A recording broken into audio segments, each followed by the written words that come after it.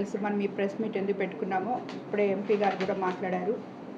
మొన్న 2 రోజుల క్రితం జరిగిన సిఐఐ సబ్మిట్ గురించి దేశ విదేశాల నుంచి వచ్చి మన రాష్ట్రంలో విశాఖపట్నంలో జరిగిన ఈ గొప్ప సబ్మిట్లో ఎంతోమంది వచ్చి ఇండస్ట్రియలిస్టులు వచ్చి పాల్గొనడం జరిగింది. 17 నెలల్లో మన ముఖ్యమంత్రి చంద్రబాబు నాయుడు గారు అధికారంలోకి వచ్చినాక ఈ సబ్మిట్ మనం ఇంత గొప్పగా జరుపుకోవడం నిజంగా చాలా గొప్ప విషయం. అది ఆయన అనుభవానికి, అడ్మినిస్ట్రేషన్కి ఒక మైల్ స్టోన్ లాగా నిలబడింది ఈరోజు. అలాగే మన యువతంతా ఇది వరకు అందరూ చెప్పేవాళ్ళు డివైడ్ అయిపోయాం, మనకేం లేదు అని.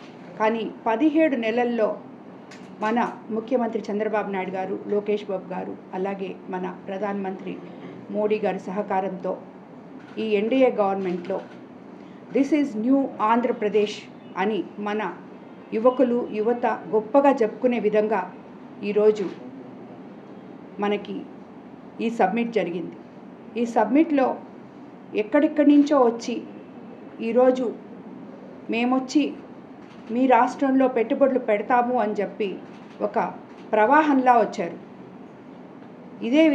ఇదే విషయంగా గత ప్రభుత్వంలో ఎవరొచ్చినా వస్తామన్న వాళ్ళని భయపెట్టి వెనక్కి పంపించారు.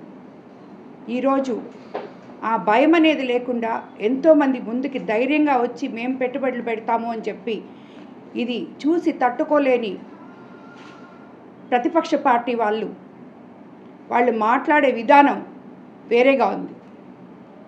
ఇక్కడికి మేము మళ్ళీ వచ్చేస్తున్నాం, వచ్చి మేము అది చేస్తాం ఇది చేస్తాం జాగ్రత్త అని చెప్పి ఇలాగా ఈ సబ్మిట్ జరగక ముందు నుంచి వాళ్ళు ప్రతి ఒక్కరిని బెదిరించడానికే చూశారు. కానీ అటువంటి ఎవ్వరూ చెవిన పెట్టుకోకుండా ఇండస్ట్రియలిస్టులు కాబట్టి, చదువుకున్నారు కాబట్టి, వాళ్ళకి అన్నీ తెలుసు కాబట్టి ఏ రోజు పెట్టుబడులు పెడితే మనం ఇక్కడ నిలబడగలుగుతామో, ఏ సపోర్ట్ మనకు ఉంటుందో అని తెలిసిన వాళ్ళు కాబట్టి ఈరోజు ఇక్కడికి వచ్చి ఆంధ్రప్రదేశ్లో మనకి పెట్టుబడులు పెట్టడం జరిగింది. అదేవిధంగా పెట్టుబడులు ఒకే నగరంలో కాకుండా మన యువ నాయకులు లోకేష్ బాబు గారు, ముఖ్యమంత్రి గారు అందరూ కలిసి దాన్ని 3 ప్రాంతాలకి డివైడ్ చేయడం జరిగింది.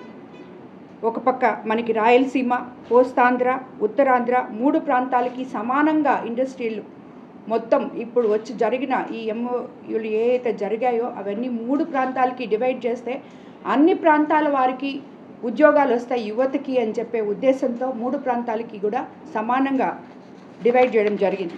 అదేవిధంగా ఈరోజు మనం ఇంత పెట్టుబడులు వస్తాయని మనం ఎక్స్పెక్ట్ చేయలేదు. అయినా కూడా ఇప్పుడు ఎంపీ గారు చెప్పినట్టు మనం 8 లక్షలు అనుకుంటే 13 లక్షల చిల్లర వచ్చింది. అలాగే ఉద్యోగాలు 16,13,188 ఉద్యోగాలు రాబోతున్నాయి. రాబోయే రోజుల్లో ఇంకా కంపెనీస్ రాబోతున్నాయి. మనం ఎలక్షన్ ముందు ఏదైతే 20 లక్షలు ఉద్యోగాలు ఇస్తాము యువతకి అని మన యువ నాయకుడు లోకేష్ బాబు చెప్పారో దాన్ని ఈరోజు దానికన్నా రాబోయే రోజుల్లో ఇంకా మించి యువతకి బంగారు భవిష్యత్తు వేసే దిశగా మన రాష్ట్రం వెళ్తుంది అని చెప్పేదానికి మనం ఎంతో గర్వంగా చెప్పుకోవచ్చు. అలాగే ఇప్పుడు చంద్రబాబు నాయుడు గారి పాలనా నైపుణ్యం, లోకేష్ గారి స్పీడ్ ఆఫ్ డూయింగ్ ఇవన్నీ చూసి ఇంతమంది ఇక్కడికి రావడం అనేది చాలా గొప్ప విషయం. వాస్తవ పెట్టుబడులు అప్పట్లో కూడా మేము ఇది తీసుకొచ్చామని చెప్తున్నారు.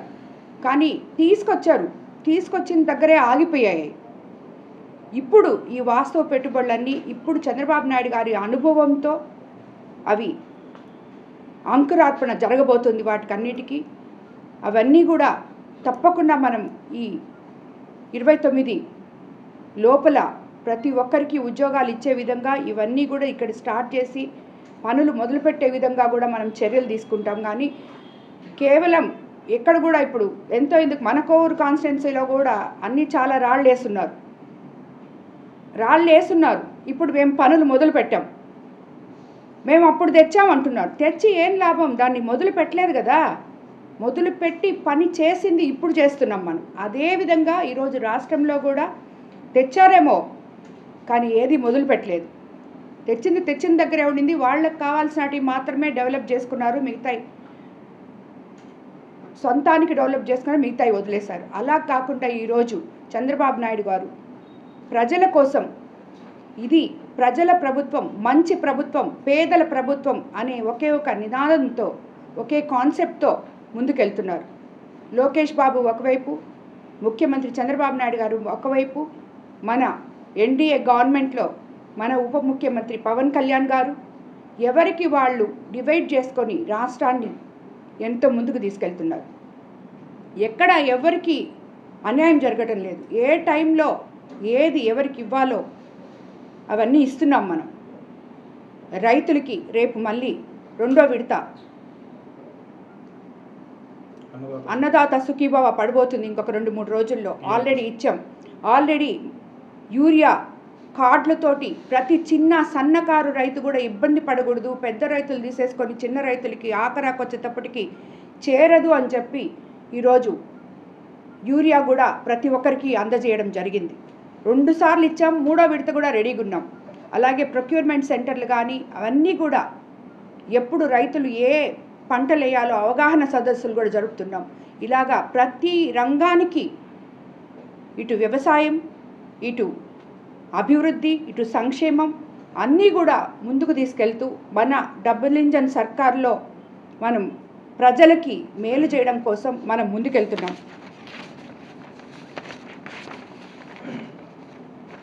అదేవిధంగా ఈరోజు మీకు అందరికీ తెలుసు, మనం రాబోయే రోజుల్లో కూడా నెల్లూరు జిల్లాలో ఎన్నో పరిశ్రమలు వస్తున్నాయి. మన జిల్లా కోసం ఇప్పుడే ఎంపీ గారు చెప్పారు. అందులో మన కోవూరు కాన్స్టిట్యున్సీ కూడా ముందుండాలని చెప్పి నేను కోరుకుంటున్నాను. ఎందుకంటే మనకి చాలాసార్లు నేను సీఎం గారికి కూడా చెప్పడం జరిగింది, మనకి అపారమైన ఇక్కడ ల్యాండ్ ఉంది కోవూరులో. రాబోయే రోజుల్లో ఈ పరిశ్రమల్లో కొన్ని ఇక్కడ కూడా పాలు పంచుకోవాలని చెప్పి, మా కాన్స్టిట్యున్సీ యువతకు కూడా ఉద్యోగాలు రావాలని చెప్పి కోరుకుంటూ, ఈరోజు ఇటువంటి నాయకత్వంలో మనం పనిచేస్తున్నందుకు, రాష్ట్రాన్ని ప్రగతి పదం వైపు నడిపిస్తున్న నాయకులతో మనం కలిసి పనిచేస్తున్నందుకు మనం అందరం కూడా ఆ నాయకులకి అండగా ఉండాలని చెప్పి కోరుకుంటూ ధన్యవాదాలు తెలుపుకుంటున్నాం.